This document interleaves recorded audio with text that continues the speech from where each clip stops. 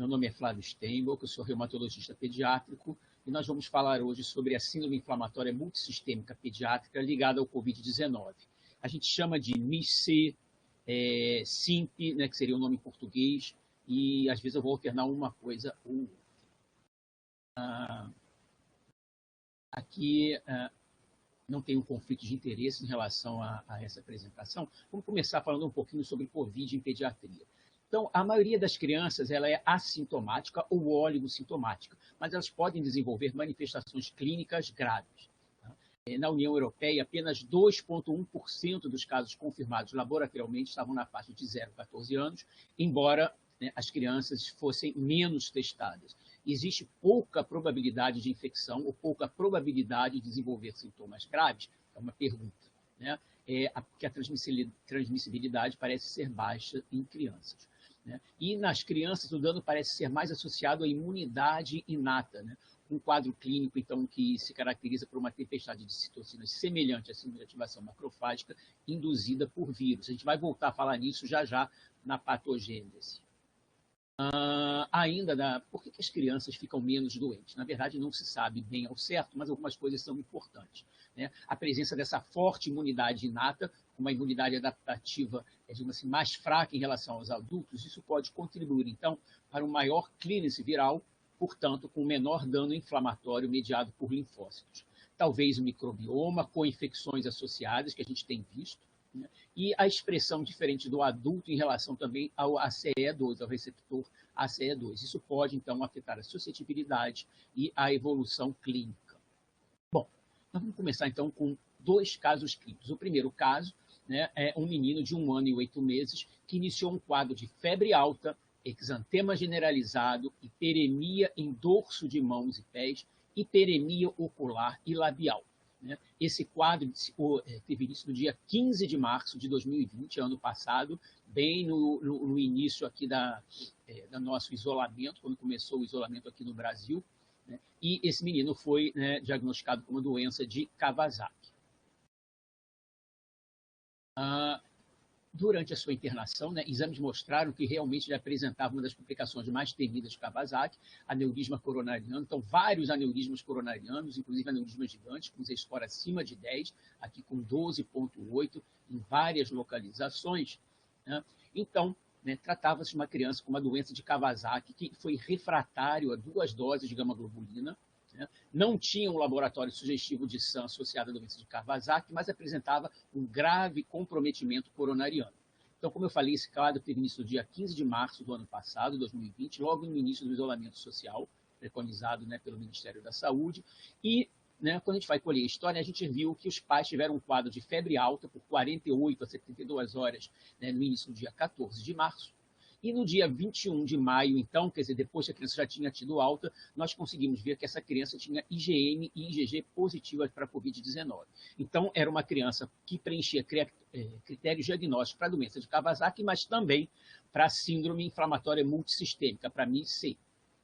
Doença de Kawasaki, né, todo mundo aqui, só para dar uma lembrada, né, vários agentes etiológicos já foram imputados na gênese da doença de Kawasaki, mas o que é interessante é que a descrição Kawasaki, que foi como síndrome linfonodal mucocutânea, né, ocorreu lá no Japão após um surto de rinite por coronavírus.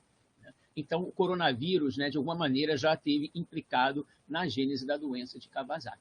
E das alterações que a gente mais teme são as alterações cardiovasculares, são várias as alterações. No Kawasaki clássico, a mais frequente e a mais temida seriam os aneurismas coronarianos.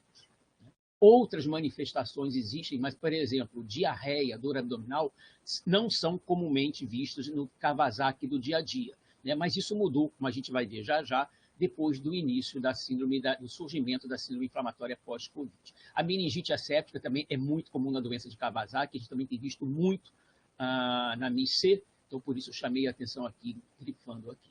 Bom, lembrando, né, como tem muito reumato de adulto aqui também assistindo, a Kawasaki tem uma história de pelo menos 5 dias de febre. O Kawasaki completo, eu preciso de a febre como critério obrigatório, né? E pelo menos 4 critérios clínicos. E o Kawasaki incompleto, eu tenho 2 ou 3 critérios clínicos com VHS e PCR elevados. né? E pelo menos 3 alterações laboratoriais, que podem ser anemia, leucocitose, trombocitose, aumento de transaminases, diminuição de albumina ou piúria, ou ainda a presença de dilatação ou aneurisma coronariano. E ainda também a gente pode falar rapidamente da síndrome do choque tóxico associada à doença de Kawasaki, que é muito raro de se ver, mas se tornou um pouco mais comum depois da pandemia, do início da pandemia, com hipotensão, diminuição de fração de ejeção, aumento de troponina e pro-BNP, miocardite e insuficiência cardíaca. Bom, tratamento clássico de Kawasaki, a aspirina, ácido acetilsalicílico, gama-globulina, corticoide. Corticoide geralmente é para casos refratários ao uso de gama-globulina, embora já estejamos usando mais precocemente, e nos casos refratários a tudo, agente biológico, como infliximab e anakinra, que é a anti-interleucina 1.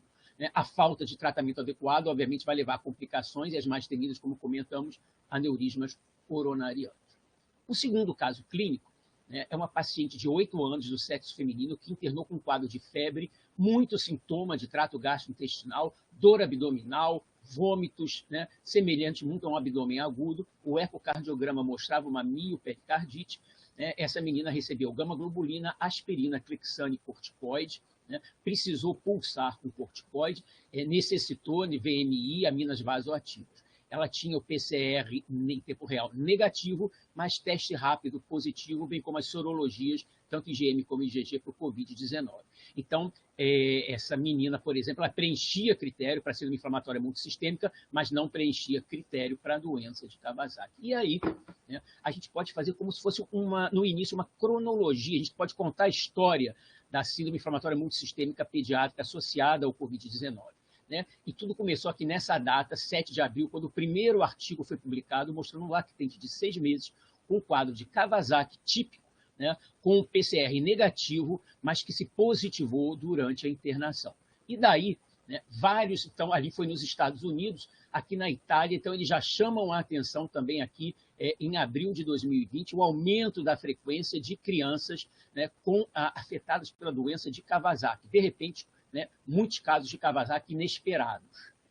Ainda na Espanha também, um número muito grande de pacientes pediátricos, principalmente com sintomas gastrointestinais. Ainda no mês de abril, então, na Inglaterra, eles chamam a atenção também para essa síndrome inflamatória que estava se apresentando, um quadro atípico, não se conhecia isso, e o autor Schumann, ele colocou aqui, em abril de 2020, que havia, estavam sendo vários casos reportados de uma nova síndrome febril apresentando hiperinflamação sistêmica, o acometimento multissistêmico, chamando a atenção pela presença de dor abdominal e sintomas gastrointestinais. Algumas características clínicas da doença de Kawasaki e uma importante disfunção miocárdica com frequente evolução para um choque cardiogênico. Ou seja, podia ter características de Kawasaki, mas o que chamava atenção não era a presença de aneurismas, e sim essa grave disfunção miocárdica evoluindo para o choque cardiogênico, que a gente não costuma ver na doença de Kawasaki clássica, típica, que a gente via até então. E daí por diante, vários estudos começaram a mostrar predomínio, então, no sexo masculino e afrodescendente, com essa evolução rápida para o choque e muito acometimento abdominal, pouco acometimento respiratório, então, nas crianças.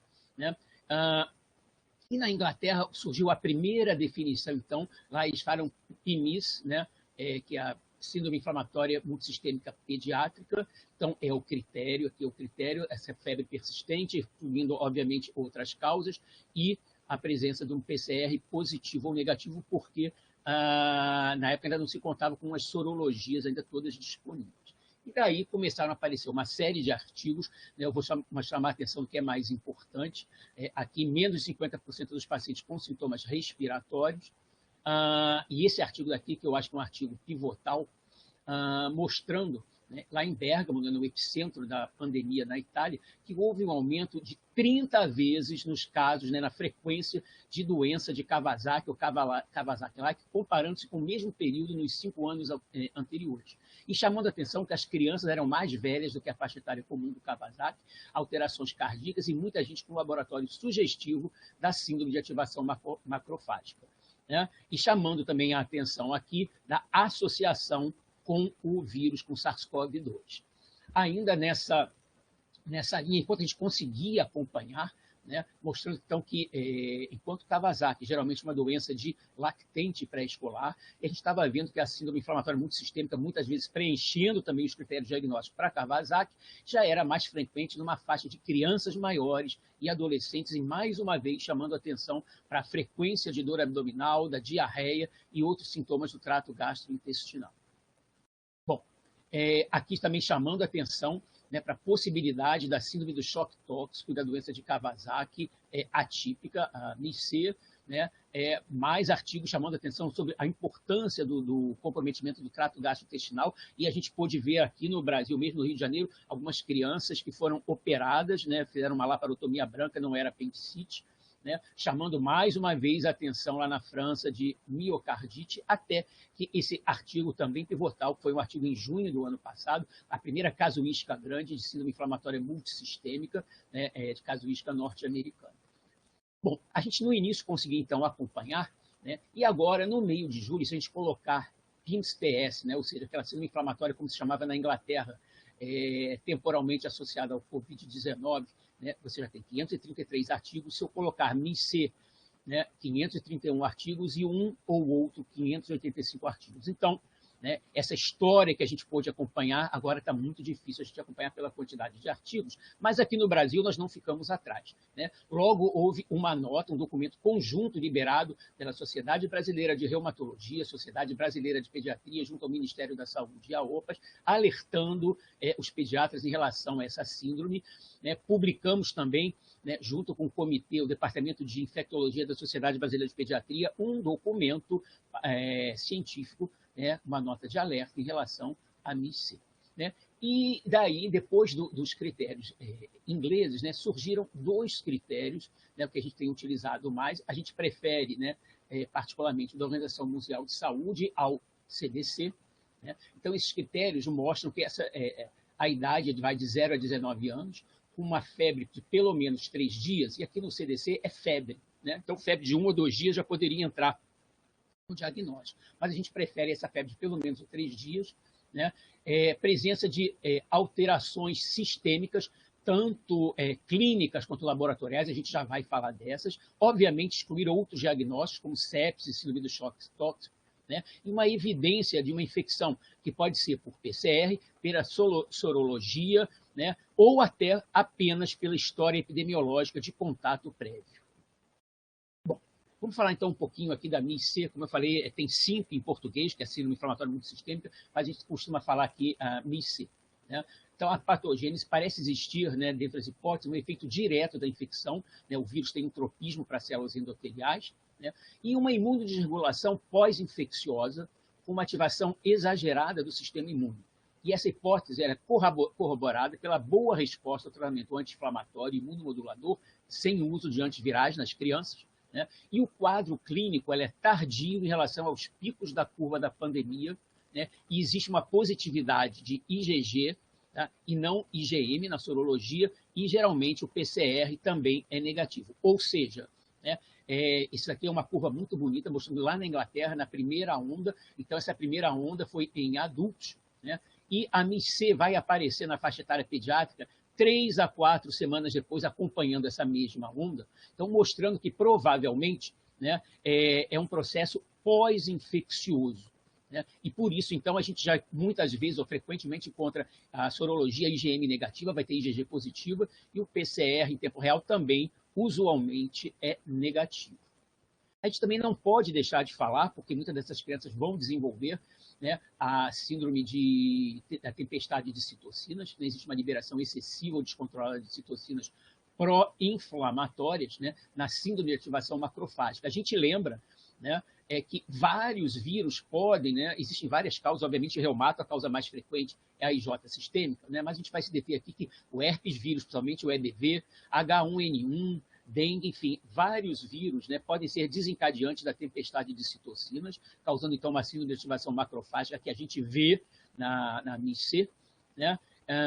Então, o coronavírus provavelmente também é um vírus que pode levar a essa tempestade de citocinas. E interessante, existe o aumento de interleucina 1-beta e interleucina 6, né? E isso induz, então, a trombocitose e hiperfibrinogenemia.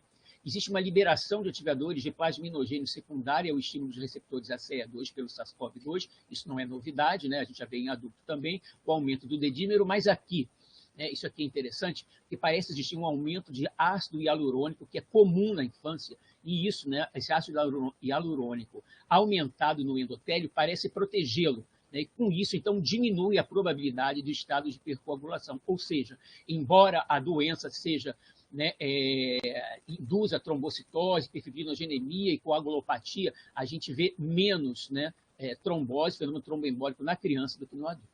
Né? E talvez, né, uma outra hipótese ainda na patogênese é um erro inato da imunidade, né, está se estudando isso, né, que proporciona então uma predisposição de MIS-C em crianças previamente saudáveis, como a gente tinha, né, como a gente sabe existir, né, no vírus, no EBV, no Epstein-Barr vírus e a linfostociotose hemofagocítica. Bom, em relação aos dados demográficos, a gente viu, né, que costuma cometer mais crianças maiores e adolescentes. Então, a idade média de início da MIS-C é de 8 anos, ela é mais frequente no sexo masculino. Né? As descrições iniciais mostraram que descendentes de africanos e afro-caribenhos eram a maioria dos pacientes. E muito interessante, né? A pandemia começou na Ásia, né? Foi bem grave lá na Ásia no início, e relatos de MIS-C na Ásia, lá no Extremo Oriente, são muito raros. Né? Eles começaram a ser relatados na Europa, na Itália, na Espanha, na Grã-Bretanha. Né? Então, a pergunta é, esse fato aqui estaria relacionado à predisposição genética, né, ou um fator social?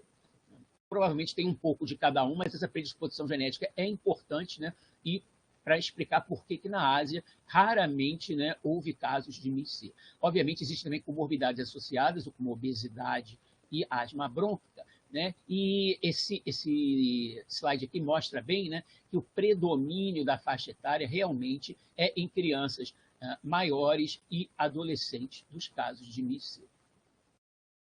Provavelmente existe um contínuo, né, que começa com uma Covid-19, um quadro leve ou grave, quadro agudo, mas isso daqui, nas crianças, a gente sabe que em relação aos adultos, né, o quadro é menos frequente. E a síndrome inflamatória multissistêmica, então, que também parece, né, um contínuo de um quadro mais leve, como o estado inflamatório febril, passando para casos mais graves, como um Kawasaki-like, chegando, então, a síndrome inflamatória multissistêmica, que seria, né, o espectro mais grave, o final, né, desse contínuo aqui.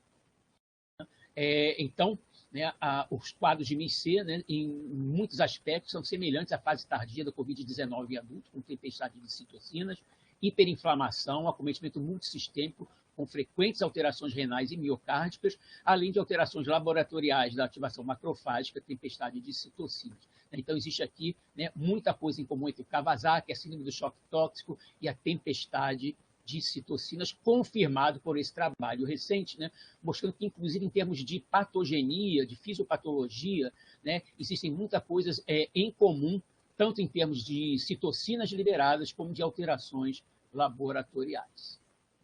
Bom, e as manifestações clínicas? Nós já falamos em algumas delas. Obviamente, manifestações constitucionais, como fadiga, fraqueza, mialgia, adenomegalias, chama muita atenção a frequência, né, chegando a quase 90% do trato gastrointestinal, dor abdominal, náuseas, vômitos, diarreia e simulando o abdômen agudo. Né? E, geralmente, então, a gente já viu criança ser operada por apendicite e não tinha apendicite, tinha uma linfadenite mesentérica e até um caso de peritonite.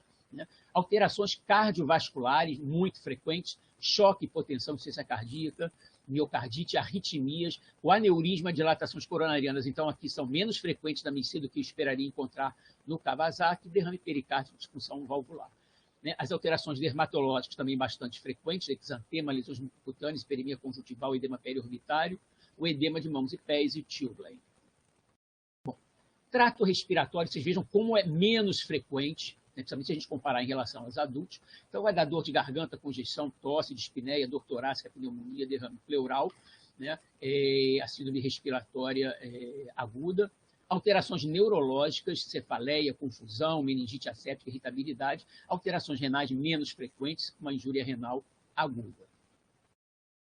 Em relação ao risco de trombose, a gente sabe que a MIS-C, então, é um estado pró-inflamatório que pode coexistir com uma vasculite multissistêmica, naqueles quadros, naqueles fenótipos Kawasaki-like, fora a imobilização dessas crianças internadas em UTI. Né? E, então, estudos multicêntricos, né, mostram, esse estudo daqui bastante interessante, do Whitworth, né? Pegou casos de Covid, de MIC-C, né? E fenômenos tromboembólicos foram, nessa casuística toda, só em 2,3% dos pacientes, quer dizer, só entre aspas, né? A gente esperaria, não gostaria de encontrar em ninguém, mas chamando a atenção, né, que a criança tem alguma coisa protetora, onde os fenômenos tromboembólicos, então, são menos frequentes. Os fatores de risco para fenômeno tromboembólico foram a idade acima de 12 anos, presença de neoplasia de catéter venoso central, né, e a MIC-C, né, já que essa casuística incluiu todos os casos. Né? Então, ele conclui que eventos trombóticos de MIC-C não são comuns. A gente tende a dividir, né, as doenças em leve, moderadas e severas ou graves. Não existe, né, uma divisão oficial, isso aqui é tirado, né, então, do que o Norton Children's Hospital faz. Então, obviamente, os casos mais leves, onde você tem uma injúria mínima, aos casos moderados, que já precisam de internação UTI, e os severos, precisando, então, de drogas inotrópicas, ventilação de suporte, ventilação invasiva. Bom, em relação a laboratório. Então, a gente vai pedir, obviamente, aquela coisa geral, né, hemograma completo, investigar inflamação, VHS, PCR, ferritina, né, LDH, ver parte de coagulograma, hepatograma, não esquecer do painel viral, né, tanto por co-infecções respiratórias, principalmente nas crianças, né, nas crianças menores, mas também para afastar, né, outras doenças que podem mimetizar a MIC-C. Né? Obviamente, né, investigar os órgãos-alvo mais comuns, pulmão, né, pulmões e coração, né? Culturas, né? Também a gente pede logo no início. Os achados laboratoriais mais frequentes são a presença de linfopenia com neutrofilia, né, e trombocitopenia no hemograma, mas também o aumento de VHS, proteína C reativa fibrinogênia, procalcitonina, desidrogenase lática, e L6, o dedímero, a troponina, BNP e o pró-BNP. Também alterações de coagulograma e a diminuição da albumina, que sempre é um fator de risco para um pior prognóstico. Esse slide aqui é interessante porque ele coloca, né, alterações laboratoriais e clínicas, tudo isso que a gente já comentou até agora no mesmo slide. A gente,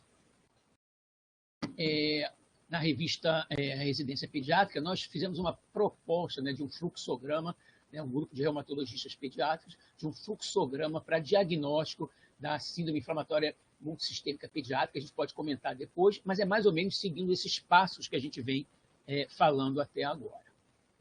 E o tratamento? Né? Então, o tratamento, obviamente, o tratamento tem que ser multidisciplinar, com o objetivo estabilizar manifestações graves e prevenção de sequelas a longo prazo. Mas não há estudos comparando diferentes tratamentos, MIC, nenhum tipo de tratamento, e a gente sabe que a terapia antiviral é de eficácia duvidosa, nós já comentamos, né, que a MIC ela é principalmente pós-infecciosa, né? A maioria dos pacientes vai ter o PCR negativo, e esse quadro acompanha, né, pessoas de casa, da família, que tiveram Covid, né, algum tempo, algumas semanas. Bom, no início, né, como a doença apresentava uma semelhança à doença de Kawasaki, propôs-se tratar, né, como se fosse a doença de Kawasaki. Quem não havia fator de risco, tratamento clássico de gama-globulina, né, endovenosa com aspirina, né, nos casos resistentes, prednisolona, o corticoide, digamos assim, e nos casos resistentes a tudo, então, fazer um biológico, uma anakinra, ou infliximab, ou ainda a possibilidade de usar ciclosporina. Mas, com o tempo, né, a gente foi vendo que a gente precisava adaptar esse tratamento. Então, aqui, se a gente dividir em leve, moderado e grave, muito grave, o que a gente pode notar? Gama-globulina deve ser usada em todos os casos. Eu já vou voltar a falar disso também. Né? O corticoide pode ou não ser utilizado. Nos casos mais leves, a gente pode prescindir do uso de corticoide, porém, nas formas moderadas em diante, a gente deve usar o corticoide. Né? A anticoagulação ela é deixada para os casos graves ou muito graves, né? E a aspirina deve ser usada em todos os casos pela possibilidade do surgimento de aneurismas coronarianos, lembrando, né, que só se houver uma contraindicação, né, como plaquetopenia, coagulopatia, né, evitar o uso de aspirina. Mas eu vou voltar a falar disso, porque tem muitas coisas aqui bastante interessantes. Bom, em novembro, o único guideline que existe para tratamento de MIC é esse do ACR, é de novembro de 2020, quer dizer, teoricamente ele está desatualizado, mas ele só foi publicado em abril desse ano no Arthritis, né? Já é uma segunda versão, é V2, é a versão 2. né, e divide o tratamento em tratamento de pacientes não hospitalizados, uma terapia imunomodulatória inicial, intensificação dessa terapia imunomodulatória quando necessário, redução da terapia imunomodulatória quando o paciente vai melhorando, e a antiagregação plaquetária e anticoagulação. Então, o tratamento de pacientes não hospitalizados, né, o guideline coloca que os pacientes com sintomas leves podem ser manejados de forma expectante, sem necessidade de terapia imunomodulatória. Porém, né, não há estudos, não se sabe ainda a frequência com que esses pacientes, né, não hospitalizados, mais leves, possam evoluir com aneurisma coronariano. Aí fica a pergunta, né, valeria a pena fazer gama-globulina? A minha resposta seria, bom, se tem o fenótipo de Kawasaki, sempre sim. Bom, em relação à terapia imunomodulatória inicial, né, gama-globulina e ou corticoide. Né, a gente sabe que optando por ambos, né, há uma redução, mas existe muita discussão em relação a isso, há uma redução nas taxas de admissão nas UTIPs, no tempo de hospitalização e uma mais rápida recuperação da função cardíaca. A gente sabe que a gama-globulina ela diminui a incidência dos aneurismas coronarianos na doença de Kawasaki bastante, de 30% para menos de 2%. Né? Em relação à miocardite, ela também serve como tratamento, mas o melhor tratamento para miocardite, de um modo geral, é o corticoide, que também diminui a incidência de aneurismas coronarianos, né? Principalmente naqueles casos de Kawasaki refratários a IVIC. Né? Bom, então, a gama-globulina, como a gente comentou, deve ser usada em todos os pacientes internados com MIS-C. Né? A dose vai depender de como é que está o comprometimento cardíaco, quem aguentar 2 gramas por quilo, né? Ou às vezes você vai ter que dividir essa dose por causa da sobrecarga de volume. Né? Lembrando que tem muito adolescente, né? Adolescente vai precisar de mais gama-globulina, né? 2 gramas por quilo. E a metilprednisolona, a gente usa na dose de 1 a 2 miligramas por quilo dia para pacientes que apresentem um choque e o acometimento grave de algum órgão. Né? Indicar já desde o início dos pacientes com mau estado geral, taquicardia e aumento de BNP. Mas, como eu falei, tem muitas controvérsias e muitas discussões que eu ainda vou mostrar para vocês. Intensificação dessa terapia, ou seja, aquele paciente que não responde à terapia inicial, os pacientes refratários, né? Aqui, diferentemente do Kawasaki clássico, que a gente faz uma segunda dose de gama-globulina antes de fazer o corticoide, né? O guideline do ACR recomenda não repetir a segunda dose e partir direto, então, para uma dose maior de corticoide, né? Tipo uma pulsoterapia mesmo, chegando a 30 miligramas por quilo dia de metilprednisolona. Né? Para os casos refratários, então, a gama, corticoide, a pulsoterapia, então resta a anakinra, infliximab, né, o agente biológico, mas a gente tem dificuldade aqui no Brasil de conseguir, né, rapidamente. A anakinra é quase que impossível, né? Tem que mandar importar, né? Infliximab você tem à disposição para fazer tratamento dessa doença. E a redução? Né? Como é que eu vou suspendendo isso? É baseado, obviamente, no quadro clínico, na evolução do laboratório e avaliação cardiológica, mas o ideal é, pelo menos, manter 2 a 3 semanas de tratamento. Em relação à antiagregação plaquetária e anticoagulação, também tem muita controvérsia. A aspirina em baixa dose, né, seria recomendada para todos os pacientes com MIS-C que não haja um risco de sangramento iminente. Como no Kawasaki, até a normalização das plaquetas e a comprovação da ausência de comprometimento coronariano. Ou seja, pelo menos 1 mês de aspirina e talvez até mais. A enoxaparina é indicado para pacientes com aneurismas coronarianos com Z-score acima de 10, ou seja, aneurisma gigante, como daquele menino que a gente viu no caso número 1, e pacientes com disfunção de ventrículo esquerdo moderada severa, com uma baixa fração de ejeção, pelo risco, obviamente, aumentado de trombose nesse caso, mantendo o anti-10A entre 0,5 e 1. Então, essas são as recomendações. Né? Quando anticoagular profilaticamente? Isso ainda não há evidências suficientes. Né? Até o momento, então, são recomendações de experts ou protocolos institucionais.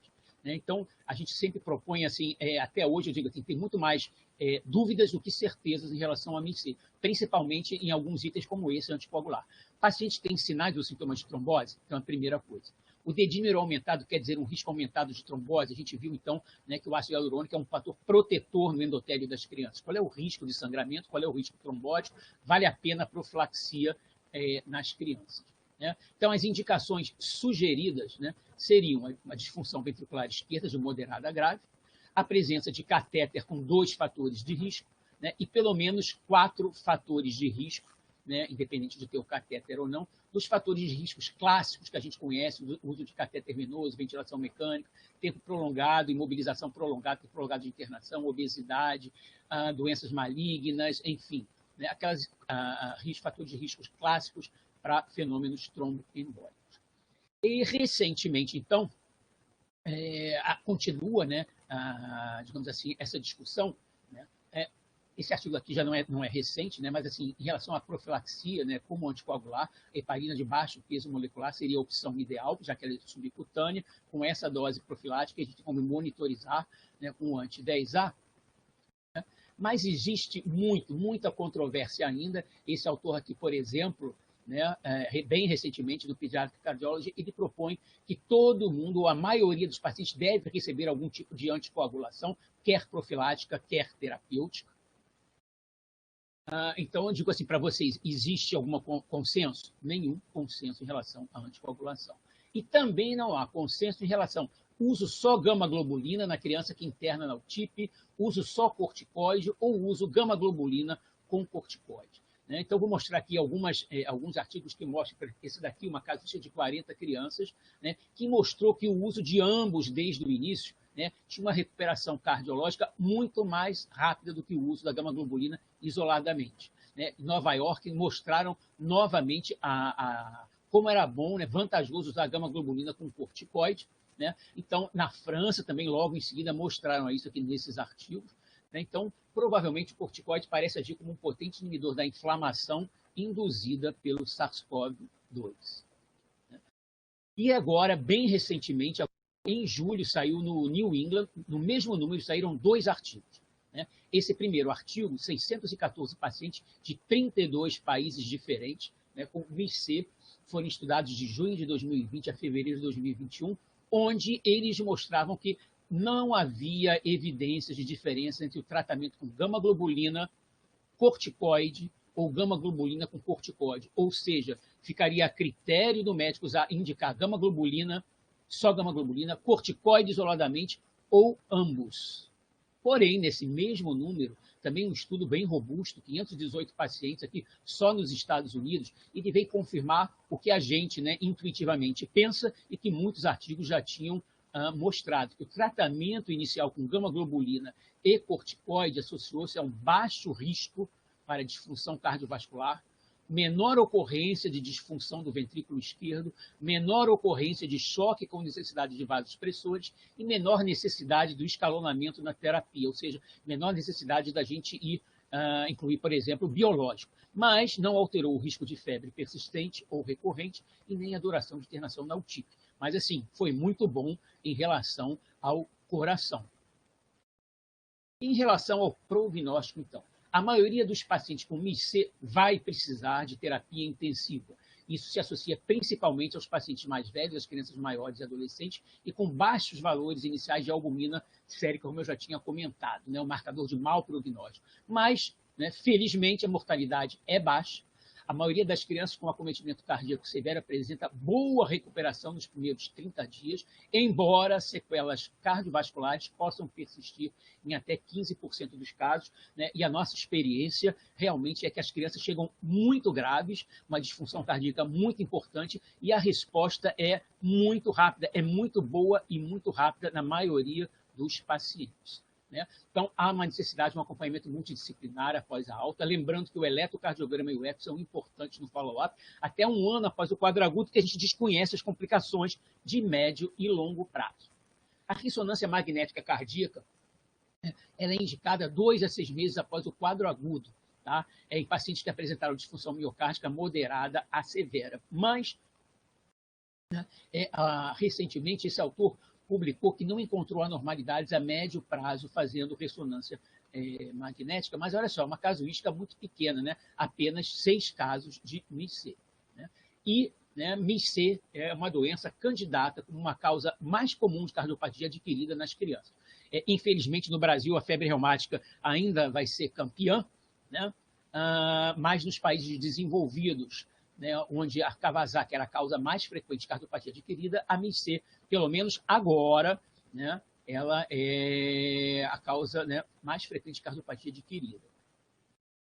Bom, no Brasil, né, No Brasil, quando a gente vai no site do Ministério da Saúde, a informação que a gente consegue captar é de fevereiro de 2021, houve a comunicação de 736 casos, com 46 óbitos, uma mortalidade maior, né, do que a mundial. Alguns dados no Brasil mostraram que o predomínio foram de crianças de 0 a 9 anos, tá? Mas havia aqui, se você olhar aqui, de 5 anos em diante e adolescentes, né, havia uma proporção muito boa, né? Como eu falei, é uma casuística antiga, a gente não sabe, né, Ministério da Saúde, como é que foi essa coleta.